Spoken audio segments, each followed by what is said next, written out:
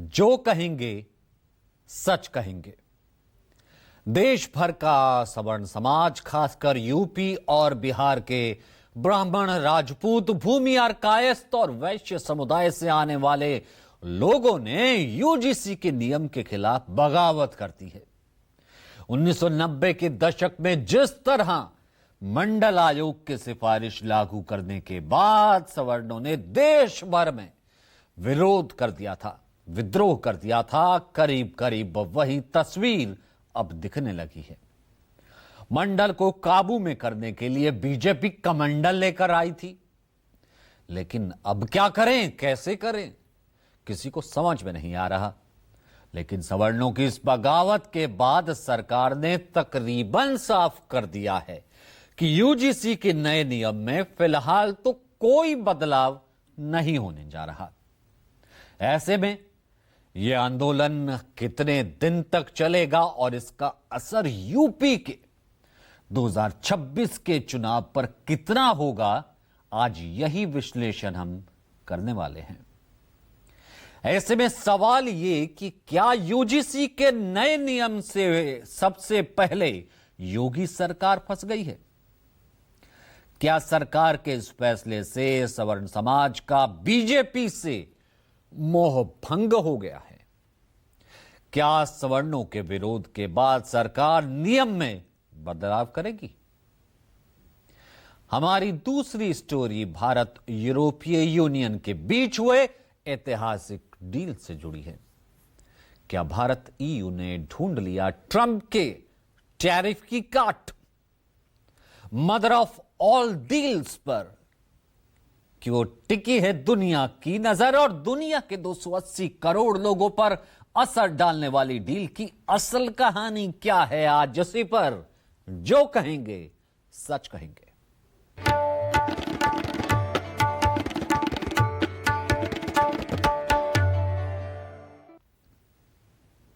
शुरुआत यूजीसी के नए नियम की वजह से बीजेपी किस तरह मुश्किल में फंस गई है उससे करते हैं। यूजीसी संचालित कॉलेज कैंपसेस में पहले नियम यह था कि एससी एसटी छात्र के खिलाफ कोई भी अन्य वर्ग का छात्र जातीय कमेंट पास करता है या कोई ऐसी बात कहता है जिससे उनकी गरिमा को ठेस पहुंचती है, तो फिर शिकायत करने पर आरोपी छात्र के खिलाफ कार्रवाई करने का प्रावधान था।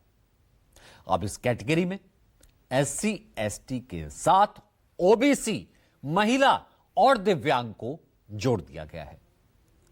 सवर्ण समाज का गुस्सा इसी बात को लेकर है कि क्या इस नए नियम से ऐसा नहीं लगता कि सवर्ण समाज को स्वाभाविक रूप से शोषक वर्ग की श्रेणी में डाल दिया गया है? इसके खिलाफ देश भर में प्रदर्शन शुरू हो गए हैं। इसके बाद केंद्रीय शिक्षा मंत्री धर्मेंद्र प्रधान सामने आए और उन्होंने क्या कहा, पहले तो आप वो सुनिए, फिर इसका पूरा विश्लेषण हम करेंगे। एक बात बहुत विनम्रता से आश्वस्त करना चाहता हूं, किसी को उत्पीड़न होने नहीं दिया जाए, कोई भेदभाव नहीं होगा, कोई डिस्क्रिमिनेशन के नाम पे किसी को भी मिसयूज करने का अधिकार नहीं रहेगा।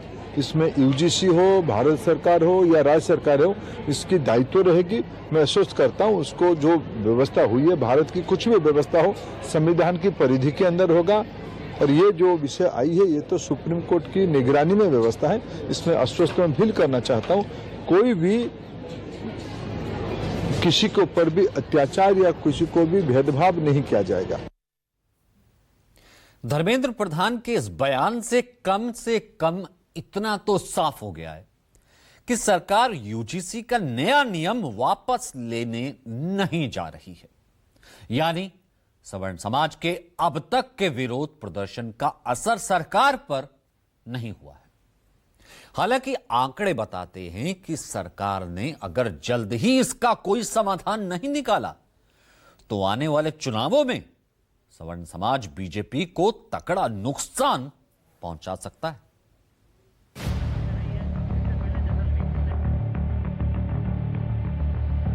2024 के लोकसभा चुनाव में जब बीजेपी का ग्राफ 240 पर ही सिमट गया तो उस वक्त कहा गया कि सवर्ण वोटरों की वजह से ही बीजेपी यहां तक पहुंच पाई, नहीं तो बीजेपी की सीटों की संख्या और नीचे जा सकती थी। चुनाव बाद किए गए लोक नीति CSTS के सर्वेक्षण के मुताबिक 2024 के लोकसभा चुनाव में 53% सवर्णों ने बीजेपी को वोट किया था। वहीं कांग्रेस को 14% सवर्णों का साथ मिला था, बाकी सवर्णों के वोट अन्य दलों में बंट गए। इससे पहले 2019 के चुनाव में भी बीजेपी को 53% सवर्णों ने वोट किया था। वहीं कांग्रेस के पक्ष में महज 12% सवर्ण आए थे। इस चुनाव में लगभग 35% सवर्ण वोट दूसरे दलों में बटे थे। साफ है कि 2024 में बीजेपी को सवर्णों का साथ बरकरार रहा, इसीलिए केंद्र की सत्ता में पार्टी बरकरार रह पाई। कमोवेश यही हालत यूपी के विधानसभा चुनावों में। उत्तर प्रदेश के जातीय समीकरण की बात करें तो यहां तकरीबन 20% सवर्ण आबादी जो बीजेपी का कोर वोट बैंक माने जाते हैं, जिसमें 10% ब्राह्मण, 5% राजपूत, 2% वैश्य और 2% भूमिहार शामिल है। चुनाव के लिहाज से देखें तो 2022 के विधानसभा चुनाव में 89% ब्राह्मणों ने बीजेपी गठबंधन को वोट दिया था, जबकि इससे पहले 2017 में 83% ब्राह्मणों ने ही बीजेपी गठबंधन के पक्ष में मतदान किया था। यानी 17 के मुकाबले 22 में 6% ज्यादा ब्राह्मणों ने बीजेपी को वोट किया। वहीं 2022 में महज 6% ब्राह्मणों ने ही समाजवादी पार्टी के गठबंधन को वोट किया, जबकि 2017 में 7% ब्राह्मणों ने एसपी गठबंधन को वोट दिया था। यानी 17 के मुकाबले 22 में 1% कम ब्राह्मणों ने समाजवादी पार्टी के अलायंस के पक्ष में वोट दिया था। इसके अलावा 2022 में बीजेपी को 87% राजपूतों ने वोट किया था, जो कि 2017 के मुकाबले 17% ज्यादा था। 2017 में बीजेपी गठबंधन को 70% राजपूतों ने वोट दिया था। वहीं 2022 में महज 7% राजपूतों ने एसपी गठबंधन को वोट दिया था, जबकि 2017 में 11% राजपूतों ने एसपी गठबंधन के पक्ष में वोट दिया था। यानी 17 के मुकाबले 22 में 4% कम राजपूतों ने समाजवादी पार्टी के गठबंधन को वोट दिया था। बाकी सवर्ण जातियों का वोटिंग पैटर्न भी यूपी में लगभग यही था, जिसका फायदा यह हुआ कि यूपी में बीजेपी लगातार दूसरी बार सरकार बनाने में सफल रही। लेकिन अब वही लोग कह रहे हैं कि अब बहुत हुआ। हमने वोट दिया, हमने आपके झंडे ढोए, हमने आपकी सरकार बनाई और आपने हमारे खिलाफ जाकर के हमारे खिलाफ बिल लाए, कानून पास किए। हम अब चुप नहीं रहेंगे, किसी भी प्रकार से चुप नहीं रहेंगे। नौजवान साथियों, आप सब भी देखिए कि यहाँ पर एकत्रित हुए सभी जागरूक लोगों का उत्साह देख सकते हैं आप लोग कि अपने अधिकारियों के प्रति सवर्ण समाज हमारा किस तरीके से जागृत हो रहा है। अब जाहिर है ऐसे में यूजीसी के नए नियम के खिलाफ जिस तरह से यूपी में ही सबसे ज्यादा विरोध प्रदर्शन हो रहा है, उसका सबसे पहला असर भी यूपी में ही योगी सरकार पर पड़ने वाला है, क्योंकि 2027 में यूपी में विधानसभा के चुनाव होने वाले हैं। ज्योतिष पीठ के शंकराचार्य स्वामी अविमुक्तेश्वरानंद सरस्वती के साथ प्रयागराज के माघ मेले में प्रशासन ने जो कुछ भी किया, उससे प्रदेश के ब्राह्मण समाज का एक बड़ा तबका है वो नाराज है। इसके अलावा बीजेपी के तमाम ब्राह्मण विधायक लखनऊ में मीटिंग कर चुके हैं, सीएम योगी को अप्रत्यक्ष तौर पर पहले ही चुनौती दे चुके हैं और अब यूजीसी विवाद ने पूरे सवर्ण समाज को ही बीजेपी के खिलाफ लाकर खड़ा कर दिया है। इसका असर केंद्र सरकार बाद में भुगतेगी, पहले तो योगी सरकार को झेलना होगा। इसे ऐसे समझिए, प्रदेश में हुए पिछले दोनों चुनाव में सवर्ण समाज तकरीबन योगी के साथ खड़े दिखे। इसकी काट के तौर पर अखिलेश यादव ने पीडीए वाली रणनीति अपनाई। अखिलेश यादव अपनी इस पीडीए रणनीति के साथ आगे बढ़ रहे हैं। अखिलेश के इस पीडीए में पिछड़ा, दलित, अल्पसंख्यक है, सवर्ण नहीं है। अब ऐसे में सवाल यह उठता है कि अब सवर्ण किधर जाएगा? सवर्णों की नाराजगी का कितना बड़ा असर यूपी में पड़ने वाला है? सियासी गलियारों में तो यह भी चर्चा है कि भले ही स्वर्ण समाज का एक बड़ा तबका यूपी में अखिलेश यादव की समाजवादी पार्टी को पसंद नहीं करता, लेकिन जिस तरह से बीजेपी की सरकार उन्हें अब नजरअंदाज करके उनके ही खिलाफ कानून ला रही है, ऐसे में बीजेपी को सबक सिखाने के लिए स्वर्ण समाज समाजवादी पार्टी के साथ जाकर एक बड़ा खेल शायद जरूर कर सकता है। दरअसल यूपी से लेकर केंद्र तक सवर्ण जातियों को लेकर बीजेपी का ये कोर वोटर माना जाता है। सवर्ण जातियां, खासकर ब्राह्मण को तो बीजेपी का ही वोट बैंक माना जाता है। इसकी एक वजह तो इनके तीनों प्रेरणा स्रोत श्यामा प्रसाद मुखर्जी, दीनदयाल उपाध्याय और अटल बिहारी वाजपेयी को माना जाता है। वही 90 के दशक में देश में हुए सियासी घटनाक्रम ने ब्राह्मणों समेत पूरे सवर्णों को बीजेपी के साथ जोड़ दिया, जो कि चुनाव दर चुनाव बढ़ता चला गया। दरअसल इस दौर में दो घटनाएं घटी। पहली याद होगा आपको, मंडल कमीशन की रिपोर्ट, यह लागू किए जाने के बाद, और जो दूसरी घटना घटी, राम मंदिर आंदोलन। मंडल कमीशन की रिपोर्ट लागू किए जाने से ब्राह्मण जाति में यह भाव पैदा हुआ कि उनकी सामाजिक श्रेष्ठता खतरे में, इसलिए वो बीजेपी की तरफ शिफ्ट हो गए। जबकि 91 यानी कि 1991 के चुनाव से पहले सभी सवर्ण जातियां बहुत बड़ी संख्या में कांग्रेस को वोट देती थी। इनके लंबे समय से कांग्रेस से जुड़े रहने का कारण था कांग्रेस की गांधीवादी नीतियां। अब इसके तहत कांग्रेस ने आजादी के बाद इस नीति पर काम करना शुरू किया कि दलितों, आदिवासियों का आर्थिक उत्थान तो किया जाएगा, लेकिन सामाजिक संरचना को बिना चुनौती दिए, यानी जिनकी सामाजिक श्रेष्ठता है वो कायम रहेगी। अब इस तथ्य को राजनीति विज्ञानी फ्रांसिस फ्रैंकलिन ने भी अपनी किताब में जिक्र किया है। फ्रांसिस फ्रैंकलिन बाकायदा इसको लिखते हैं। लेकिन जैसे ही कांग्रेस का झुकाव अब पिछड़ों की तरफ गया, दलित आदिवासियों की तरफ बढ़ने लगा, सवर्ण समाज बीजेपी के साथ चले गए, जो अब तक के चुनावों में बरकरार रहा है। मगर अब यूजीसी विवाद ने सवर्णों का बीजेपी से मानो मोहभंग सा कर दिया है। इसका ट्रेलर यूपी में अभी से देखना शुरू हो गया। बरेली के सिटी मजिस्ट्रेट अलंकार अग्निहोत्री के इस्तीफे के बाद यूपी बीजेपी में ही अंतर्द्वंद शुरू हो गया है। भारतीय जनता पार्टी के एमएलसी देवेंद्र प्रताप सिंह ने गोरखपुर में यूजीसी के इस नए नियम को काला कानून बताते हुए समाज में जाति संघर्ष बढ़ने की बात कही है। उन्होंने यहां तक कहा कि इससे नफरत को बढ़ावा मिलेगा और पूरे देश में गृह युद्ध जैसी स्थिति आ जाएगी, क्योंकि यूजीसी ने अपने रेगुलेशन में पहले यह मान लिया है कि स्वर्ण समाज के लोग ही उत्पीड़क हैं और दलित ओबीसी पीड़ित हैं। यही नहीं, आगरा नगर निगम के बीजेपी के पूर्व उपसभापति जगदीश पचौरी, इन्होंने यूजीसी के नए नियम को लेकर अपना विरोध जताया। उन्होंने अपने खून से पीएम मोदी को चिट्ठी लिखी है। इसमें उन्होंने इस नए नियम का जो दूरगामी दुष्प्रभाव है वो बताया है, और यह बताते हुए तत्काल कानून में संशोधन की मांग की। जगदीश पचौरी ने भी माना कि अगर यूजीसी कानून में बदलाव नहीं हुआ तो आने वाले दिनों में गृह युद्ध जैसे हालात बन सकते हैं। अब इसके अलावा रायबरेली की सलोन सीट से बीजेपी किसान मोर्चा के वाइस प्रेसिडेंट श्याम सुंदर त्रिपाठी ने नई यूजीसी नीतियों पर अपनी नाराजगी जताई और अपने पद से इस्तीफा दे दिया। यहां तक साधु संतों में भी यूजीसी के इस नए नियम को लेकर बीजेपी के खिलाफ नाराजगी बढ़ती जा रही है। अयोध्या के तपस्वी, छावनी के पीठाधीश्वर जगतगुरु परमहंसाचार्य ने इस मुद्दे को लेकर प्रधानमंत्री नरेंद्र मोदी को पत्र लिखकर इच्छा मृत्यु की मांग की है।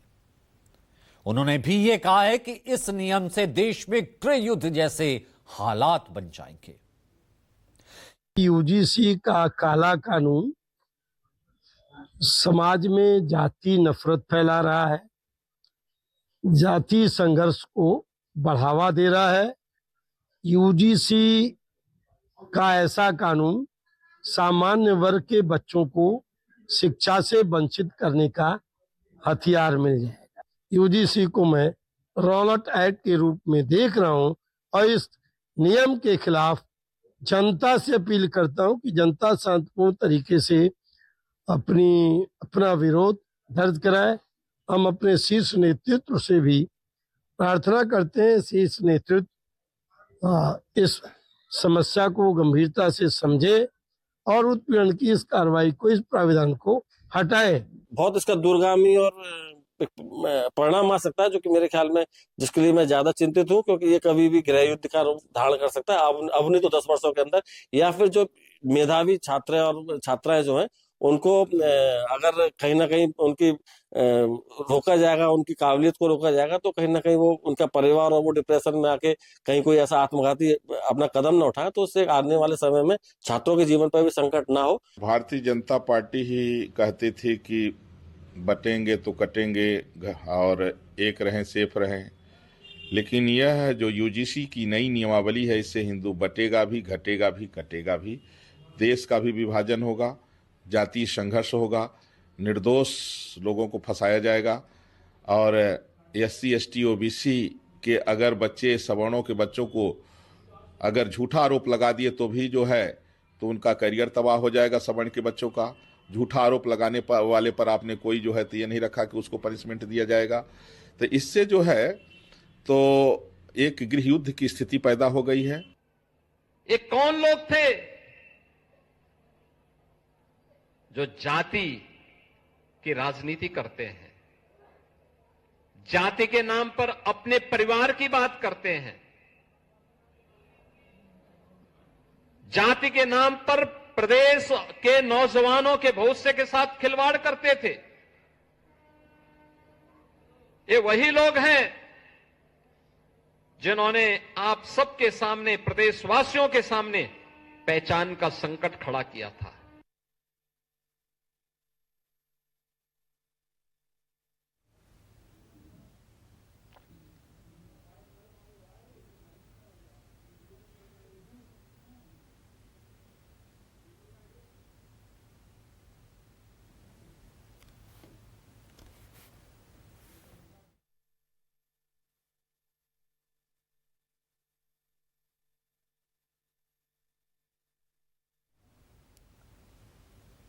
चलिए, ये तो फिलहाल आपने देखा किस तरीके से यूजीसी के इस नए नियम को लेकर के विरोध और उसका सच। आगे बढ़ते हैं, आज बात भारत और यूरोपीय यूनियन के बीच हुई ऐतिहासिक डील की अब करते हैं।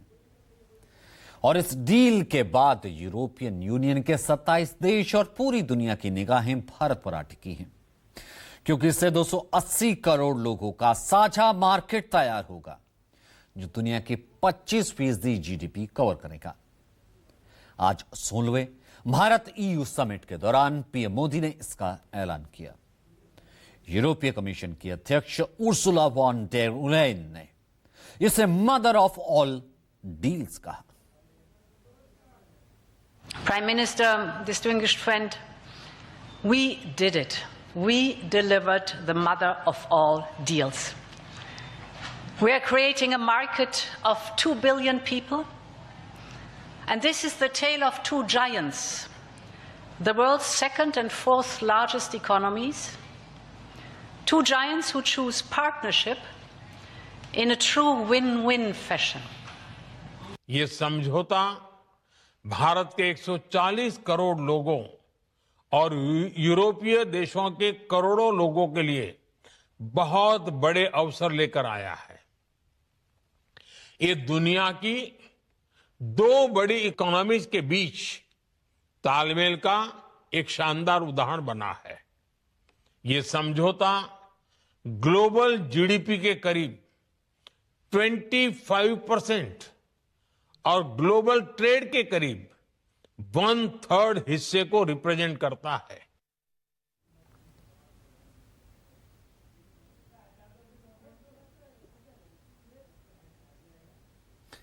तो अब यह माना जा रहा है कि भारत और यूरोपीय यूनियन के बीच हुई यह ट्रेड डील दुनिया के 280 करोड़ लोगों पर अपना असर डालेगी, इफेक्ट करेगी, जिनमें 140 करोड़ भारतीय भी शामिल हैं। और इसीलिए इसे हर कोई मदर ऑफ ऑल डील्स कह रहा है।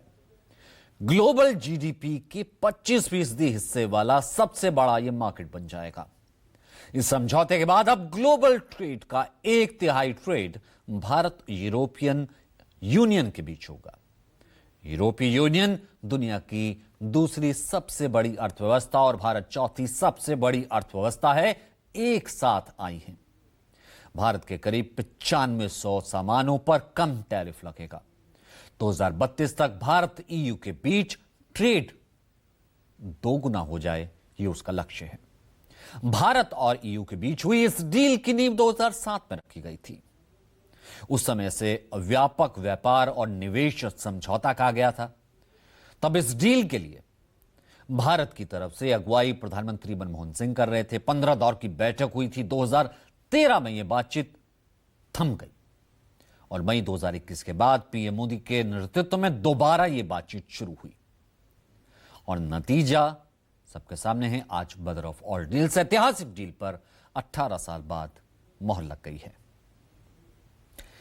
लेकिन कैसे भारत और यूरोपियन यूनियन के 280 करोड़ लोगों पर इसका असर पड़ेगा, यह आप जरूर जानना चाहेंगे। हम आपको बताते हैं, समझना जरूरी है। यूरोपियन यूनियन यूरोप के 27 देशों का एक राजनीतिक और आर्थिक संगठन है। और बेहतर तरीके से आपको बताते हैं कि यानी कि यह डील हो गई, उसके बाद भारत के लिए इन 27 देशों में जो कि ईयू में आते हैं व्यापार करना आसान हो जाएगा, साझा हो जाएगा। इसमें आते हैं Germany, Italy, France, Belgium, Spain, Sweden, ये तमाम देश हैं। यानी एक साथ 27 देशों में भारतीय व्यापार को बढ़ावा मिलने जा रहा है। इसमें सबसे ज्यादा चर्चा इस बात की हो रही है कि भारतीयों को अब यूरोपियन कारें जो खरीदने के लिए बहुत कम खर्च करना पड़ेगा, क्योंकि इस डील के बाद जो सबसे ज्यादा चर्चा रही कि यूरोपियन कारें आने वाली हैं, उस पर अब जो है टैक्स बहुत कम हो जाएगा। भारत ने यूरोप से आने वाली कारों पर लगने वाली जो इंपोर्ट ड्यूटी है, पहले लगती थी 110%, इस डील के बाद 10% तक नीचे आ जाएगी, जिसमें बड़ी तमाम लग्जरी कारें हैं। ऑडी, पॉर्श, मर्सिडीज, बीएमडब्ल्यू, ये तमाम यूरोपियन कंपनियां हैं, हाई एंड स्पेशल मॉडल्स बनाती हैं। भारतीय बाजार में ये सस्ता हो जाएगा। हर साल 2.5 लाख गाड़ियों पर कम टैक्स लागू होगा। लेकिन यूरोप से जो इलेक्ट्रिक कारें आती हैं वो अभी सस्ती नहीं होंगी, क्योंकि डील के शुरुआती 5 साल इलेक्ट्रिक व्हीकल्स को ड्यूटी कट से बाहर रखा गया है, ताकि Tata Motors, Mahindra and Mahindra Indian players हैं, घरेलू प्लेयर्स हैं, उनको प्रोटेक्शन दिया जा सके। फिलहाल 37 लाख रुपए से कम कीमत वाली यूरोपियन कारों पर 70% बेसिक कस्टम ड्यूटी लगती है और 62 लाख में मिलती है। यानी 37 लाख की गाड़ी यूरोप से है, यहां 62 के करीब मिलती है। जिन यूरोपीय कारों की कीमत 37 लाख से ज्यादा है, उस पर ड्यूटी 110% तक चली जाती है। महज 40 लाख रुपए तक की गाड़ी है तो टैक्स लग जाता है और यह गाड़ी की कीमत हो जाती है 84 लाख रुपए फिलहाल इंडियन मार्केट में। ऐसे में 2027 में अब डील अगर लागू हो गई तो 40 लाख रुपए वाली यूरोपियन कार जो आ रही है, वही कार आपको 40-44 लाख में आपको मिल जाएगी। हालांकि यूरोपियन कारों पर लगने वाली इस कस्टम ड्यूटी को धीरे धीरे फेज वाइज कम किया जाएगा। और कारों के अलावा बहुत से ऐसे सामान हैं जिसका सीधा असर पड़ने जा रहा है बाजार पर। कौन से वो सामान है ये हम आपको बताते हैं। इसके अलावा तमाम वो सामान हैं जिन पर असर पड़ने वाला है। भारत में यूरोप से आने वाली शराब और वाइन पर टैक्स कम हो जाएगा, कम हो सकता है, क्योंकि यूरोपियन देशों की जो वाइन और शराब आती है 150% टैरिफ लगता है, इसे 20 से 30% किया जाएगा। भारत के 99% से ज्यादा सामान यूरोपीय देशों में कम या फिर बिना टैक्स के बिक पाएंगे। कपड़ा, चमड़ा, मछली, ज्वेलरी, जेम्स, तो तमाम ये सीधा फायदा इन सेक्टर्स को होगा जो कि इंडिया से ऑपरेट करते हैं। टैक्स लगभग 10% के करीब हो जाएगा। एफटीए लागू होते ही ये लगभग खत्म भी हो जाएगा। भारतीय आईटी प्रोफेशनल्स और एजुकेशन सर्विसेज को ईयू में बड़ा बाजार मिलेगा। भारतीयों को यूरोपियन यूनियन में 144 सर्विस सेक्टर्स में काम करने का मौका मिलेगा, वहां नौकरियां मिलेंगी। ईयू को भारत के 102 सर्विस सेक्टर्स में एंट्री मिल जाएगी, रोजगार के अवसर बनेंगे। यानी समझौते से भारतीय प्रोफेशनल्स को ईयू में काम और बिजनेस के लिए जाना आसान हो जाएगा। इसीलिए आज जब भी प्रेस कॉन्फ्रेंस हुई, यूरोप की तरफ से यह कहा गया कि ये है मदर ऑफ ऑल डील्स। तो यहां रुक रहे हैं एक छोटे से